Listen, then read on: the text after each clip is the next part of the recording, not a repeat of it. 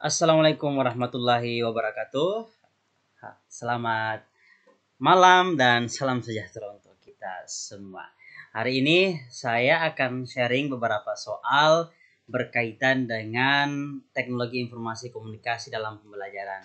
Materi ini khusus untuk teman-teman yang akan mengikuti pendaftaran P3K ya. Nah, dalam video ini saya akan sharing sekitar 12 soal dan akan kita bahas secara tuntas. Nah, kita langsung saja nomor 1. Perkembangan teknologi memungkinkan pembelajaran tidak lagi dilakukan tatap muka di dalam kelas, akan tetapi juga dilakukan secara virtual atau jarak jauh dengan prinsip-prinsip pembelajaran berbasis teknologi. Pembelajaran model ini berbasis web dan bisa diakses menggunakan jaringan internet dimanapun dan kapanpun siswa berada. Pembelajaran yang demikian disebut pembelajaran A. Blended learning, B. E-learning, C. Learning by doing, D. Self-learning, dan D. Efficient learning.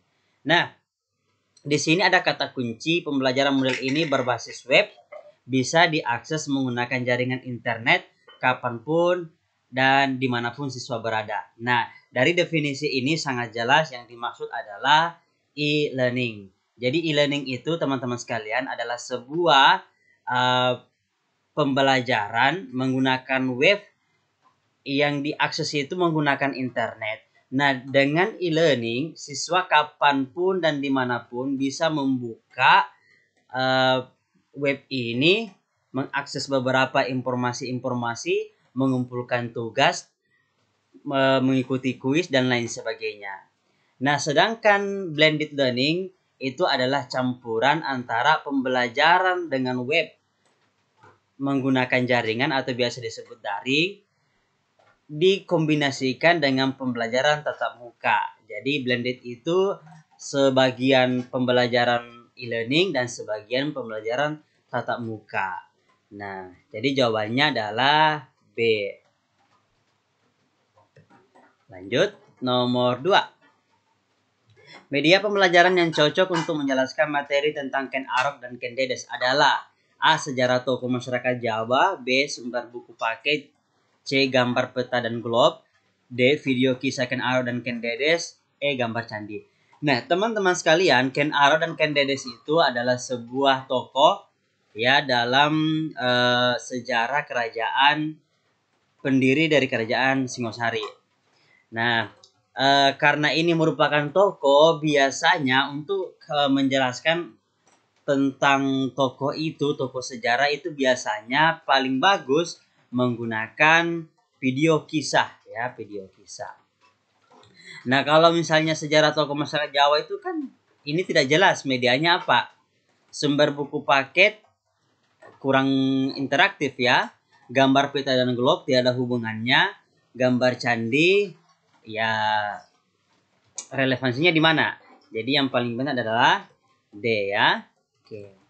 Sekarang nomor 3. Media yang cocok untuk menggambarkan tentang banjir adalah, nah banjir ini adalah sebuah fenomena alam, sebuah fakta ya, sebuah fakta. Nah, biasanya kita jika ingin menggambarkan tentang banjir atau bencana alam, itu biasa kita menggunakan potongan-potongan artikel, berita, baik di media cetak maupun di media televisi. Nah, audio rekaman itu tidak cocok karena banjir itu harus visual. Gambar banjir kurang ini juga ya, karena kurang menarik kalau misalnya hanya berupa gambar saja. Peta persebaran potensi banjir ya kurang menjurus sih menurut saya.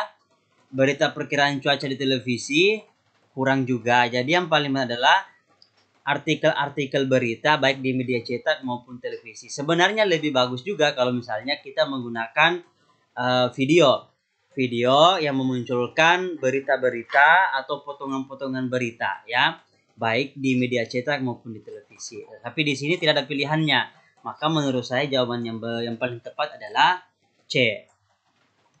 Kita lanjut nomor 4. Media yang tepat untuk mengajarkan kebutuhan ekonomi yang melonjak tinggi adalah, nah, kebutuhan ekonomi ini menurut saya yang paling bagus adalah tayangan berita di televisi karena memang ekonomi itu sering sekali ditampilkan di televisi ya.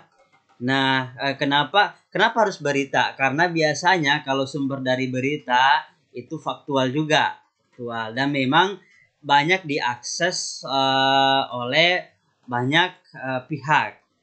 Nah, maka menurut saya jawaban yang tepat adalah jawaban C. Nah, jadi kalau kita ingin mengajarkan tentang kebutuhan ekonomi, yaitu biasanya menggunakan potongan berita di televisi. Lanjut, rendahnya partisipasi peserta didik di kelas mendorong seorang guru menyediakan Google Drive agar karya peserta didik dapat tersimpan dengan baik sehingga memudahkan teman lainnya dalam memberikan sumbang saran terkait karya temannya. Hal ini merupakan pengintegrasian teknologi pada domain.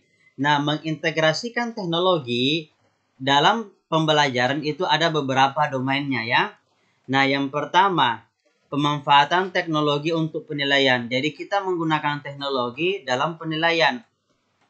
Nah, untuk mengukur pencapaian kompetensi guru, guru biasa menggunakan Google Formulir atau biasa disingkat Google Form agar bisa untuk melihat perolehan skor secara cepat dan mendapatkan data indikator kompetensi apa yang belum tercapai. Nah, Bapak Ibu guru, kalau ingin memudahkan kita dalam melakukan pemeriksaan, kemudian penskoran, maka yang paling bagus digunakan adalah Google Form. Jadi ini adalah bentuk teknologi untuk penilaian, pemanfaatan teknologi untuk penilaian. Yang kedua, pemanfaatan teknologi untuk pemahaman peserta didik. Maksudnya di sini adalah kita ingin menggunakan teknologi untuk meningkatkan pemahaman siswa. Nah, untuk mengatasi kebosanan peserta didik saat pembelajaran, kadang kita memanfaatkan misalnya game edukatif, ya, atau misalnya video pembelajaran dan lain sebagainya. Jadi, ini masuk dalam domain teknologi untuk pemahaman peserta didik.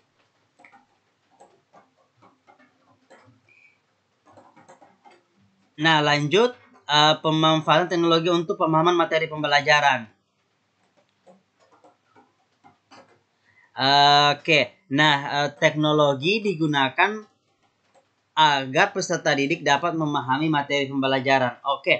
Saya ralat untuk poin kedua, pemanfaatan teknologi untuk pemahaman peserta didik. Yang dimaksud di sini adalah bagaimana teknologi itu membuat siswa untuk tertarik dengan pembelajaran ya.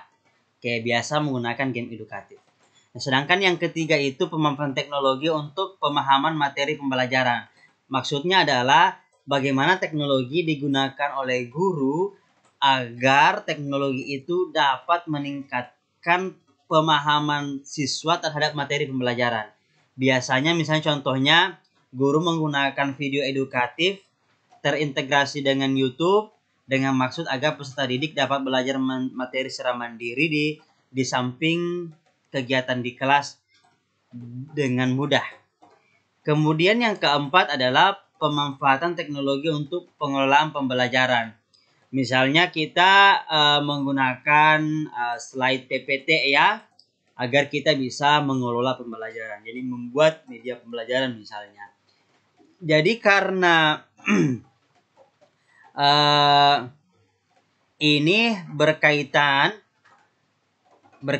dengan bagaimana supaya teknologi itu digunakan agar siswa dapat mengakses, melihat lebih mudah karya-karya mereka. Berarti ini merupakan salah satu pemanfaatan teknologi untuk strategi pembelajaran. Jadi strateginya ya pembelajaran.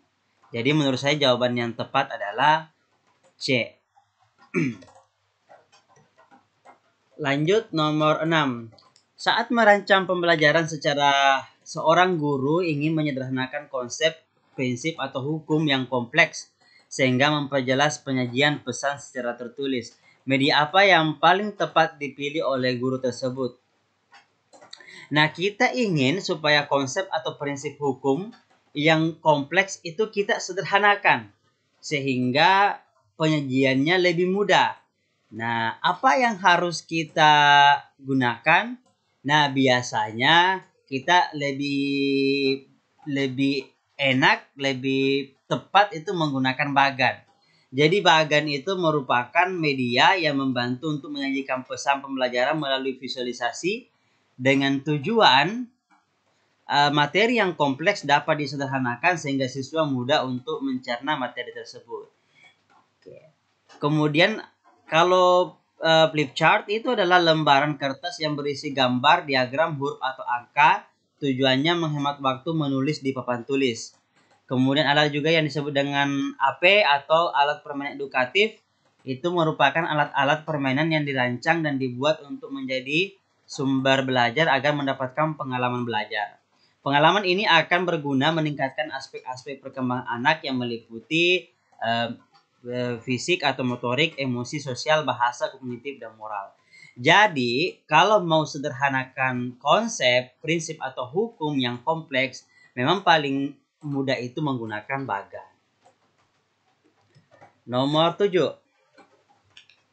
Guru menyarankan bahasa Indonesia dalam hal ini KD macam-macam puisi. Guru mengajarkan bahasa Indonesia berkaitan dengan macam-macam puisi. Nah, media yang cocok untuk materi tersebut adalah apakah? Nah, teman-teman sekalian, media itu bukan hanya teknologi ya, tetapi alat peraga, sarana itu juga masuk media. Sesuatu yang memudahkan kita dalam pembelajaran, ya itu disebut media. Ya, seperti itu. Nah, jadi kalau misalnya mau mengajar puisi, kira-kira apa nih media yang paling cocok? Nah, menurut saya yang paling cocok adalah lab bahasa.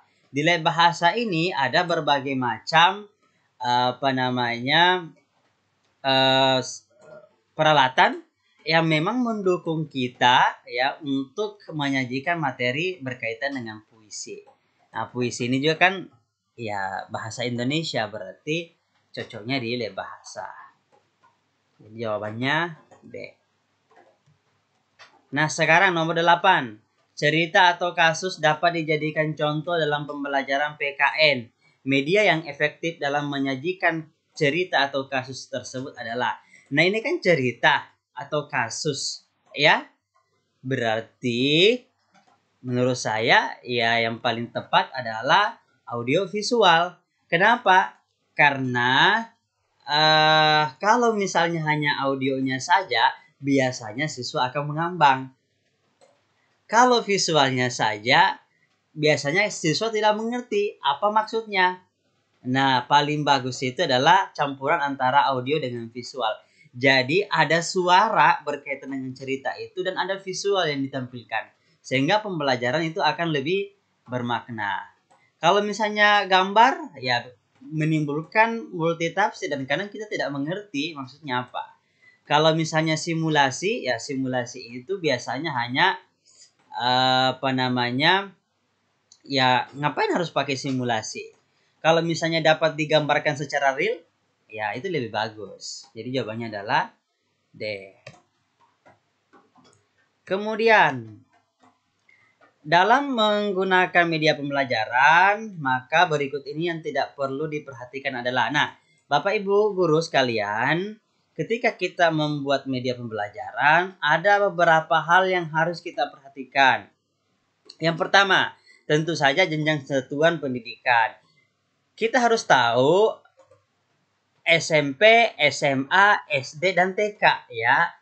Pasti beda-beda media pembelajaran yang kita gunakan sesuai dengan umurnya, seperti itu. Kemudian yang kita harus lihat adalah karakteristik siswa kita itu seperti apa. Ya. Misalnya kita mengajar anak-anak yang berkebutuhan khusus, maka pasti itu berbeda ketika kita mengajar anak-anak yang normal. Jadi lihat karakteristiknya juga. Anak-anak di pedesaan yang gaptek dengan teknologi pasti berbeda media yang dibutuhkan dengan anak-anak di perkotaan. Ya, seperti itu. Kemudian yang perlu diperhatikan adalah pengalaman dan pembiasaan. Nah, anak-anak di pedesaan misalnya atau di daerah terpencil, anak-anak tidak pernah menggunakan HP misalnya, tidak pernah menggunakan teknologi. Jangan membuat media pembelajaran yang menggunakan HP atau laptop. Tidak bisa karena anak-anak tidak memiliki pengalaman dan tidak punya peralatan itu. Jadi tidak bermanfaat. Nah, itu. Nah, selanjutnya adalah yang kita harus perhatikan adalah ketersediaan sarana penunjang. Contoh misalnya, kita mau menyajikan PPT atau PowerPoint di dalam kelas, tetapi tidak ada proyektor atau LCD misalnya. Nah, bakal susah juga. Nah, jadi ketersediaan sarana penunjang juga itu harus diperhatikan. Karena di soal ini mengatakan yang tidak perlu diperhatikan adalah pengetahuan dan pengertian yang kompleks dari siswa. Jadi jawabannya adalah D. Oke, tetap semangat. Nomor 10. Memilih media pembelajaran hendaknya tidak boleh sembarangan, tetapi harus didasarkan pada kriteria tertentu. Misalnya, apakah untuk belajar individual, kelompok kecil, atau kelompok besar. Pernyataan tersebut dalam pemilihan media termasuk dalam kriteria. Nah, ada beberapa ketika kita ingin memilih sebuah media yang tepat, itu tentu kita harus memperhatikan kriteria-kriteria. Ya, yang pertama tujuannya. Tujuannya seperti apa? Ya.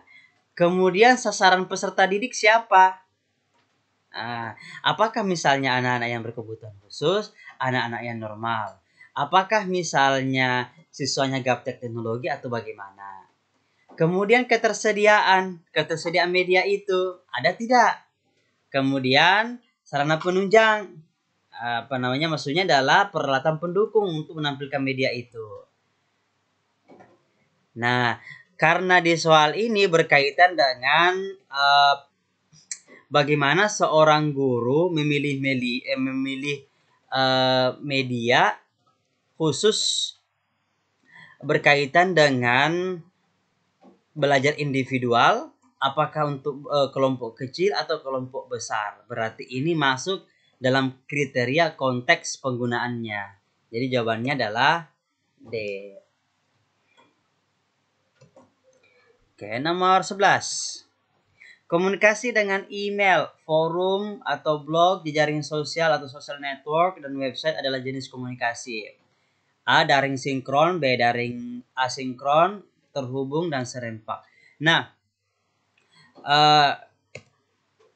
komunikasi dalam pembelajaran itu dikenal dua. Ada yang disebut dengan daring sinkron, biasa disebut dengan serempak.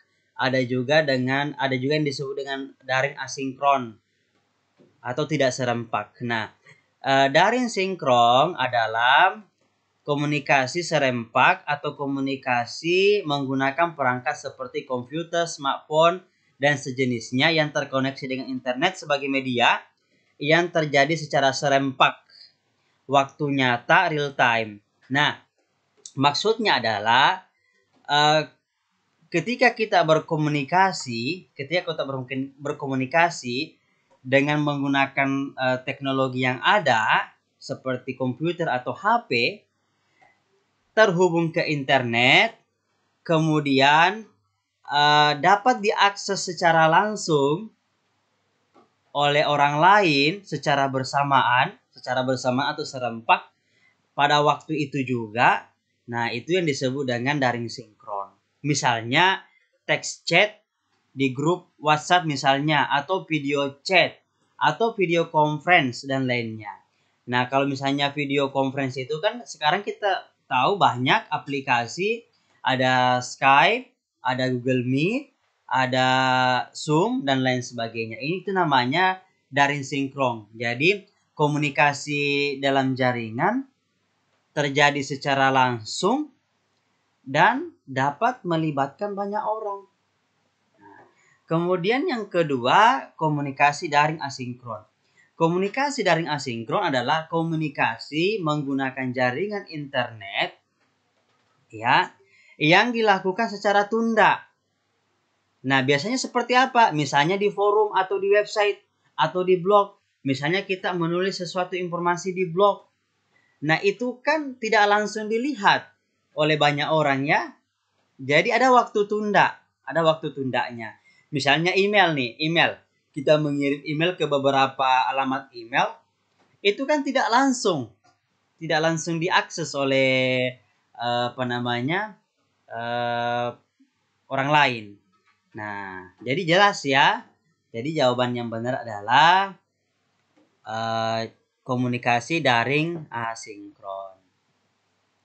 Baik, saya kira cukup untuk pembahasan soal pada hari ini. Terima kasih banyak telah mengakses video ini. Jika Anda suka dengan kontennya, silakan like. Jika Anda ingin memberikan komentar, saran, dan kritik, atau menambahkan informasi dari kami, silahkan tuliskan di kolom komentar. Jika suka dengan video ini, bermanfaat kepada orang lain, silahkan share. Jika teman-teman tidak ingin ketinggalan informasi selanjutnya dari kami, silahkan klik tombol subscribe. Saya ucapkan terima kasih banyak. Semoga teman-teman, Bapak Ibu guru sehat semua, dimudahkan dalam aktivitas sehari-hari, diberkati oleh Allah Subhanahu wa taala. Terima kasih. Assalamualaikum warahmatullahi wabarakatuh.